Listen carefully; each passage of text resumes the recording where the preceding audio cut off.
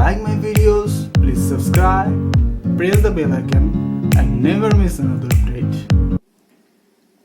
Hello viewers, welcome to tutorial. lecture 13 এ আজকে আমরা কন্টিনিউটির আরেকটি एग्जांपल করব। সো এখানে একটা ফাংশন দেওয়া আছে এবং পয়েন্ট দেওয়া আছে লিমিট সহ।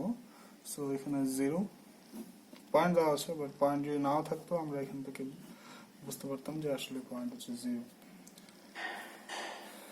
সো এখানে ফাংশন আমরা প্রথমে পয়েন্টের মানে ফাংশনে পয়েন্টের ভ্যালুটা বসাবো। সো আমরা করি সো অ্যাট, আর আপনারা কেন বসাচ্ছি বা স্টেপগুলো যদি আপনারা বুঝতে কোনো প্রবলেম হয়, আপনারা লেকচার 12 আমরা এর আগের লেকচারটাতে এটা ভালোভাবে এক্সপ্লেন করেছিলাম। সো এই লেকচারটা আপনারা দেখে আসলে ভালোভাবে বুঝতে পারবেন।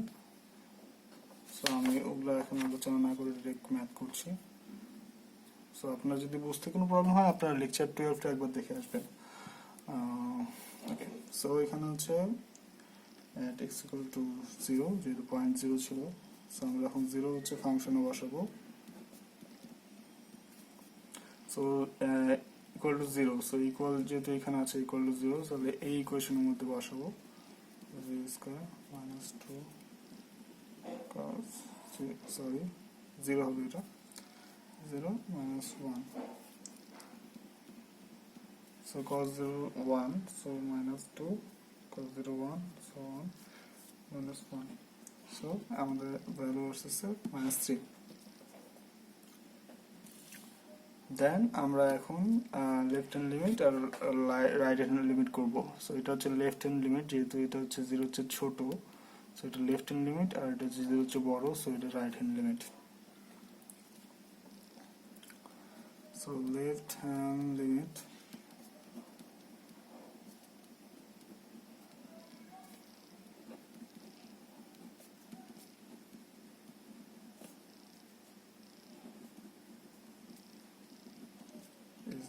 minus 2 cos x minus 1, so এটা আবার সিমিলারলি কিছু না কিছু করলাম, সো এইভাবেই z square minus 2 minus 1 equal to minus 3 আসবে। সো এই দুটো ভ্যালু তো সেম আসবে কারণ সেম ইকুয়েশন। সো দেন আমরা রাইট হ্যান্ড লিমিট থেকে ভ্যালু বের করব। রাইট হ্যান্ড লিমিট হচ্ছে, যেহেতু রাইট হ্যান্ড লিমিট সো এটা পজিটিভ ভ্যালু, সো এখানে যে নেগেটিভ দিছিলাম এখানে পজিটিভ দিচ্ছি। দেন ফাংশন, সো এখানে হচ্ছে 0, আর ইকুয়েশন ছিল sec x minus 4, sec x minus 4,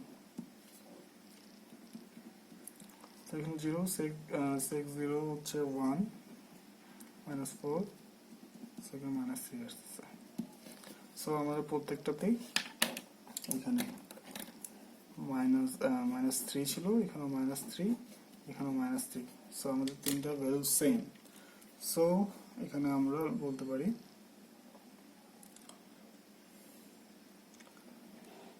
so fx is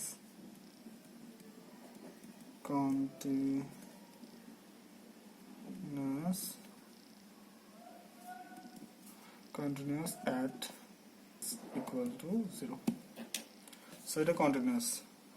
so আপনাদের যদি কোনো কোশ্চেন থেকে থাকে, মানে আপনাদের এটা বুঝতে যদি কোনো প্রবলেম হয়ে থাকে, কারণ এটা আমি অত বেশি এক্সপ্লেইন করি নাই, কারণ আমি এই ব্যাপারগুলো লেকচার 12-এ এক্সপ্লেইন করে এসেছি। সো আপনাদের যদি কোনো প্রবলেম হয়ে থাকে আপনার লেকচার 12টা একবার দেখবেন।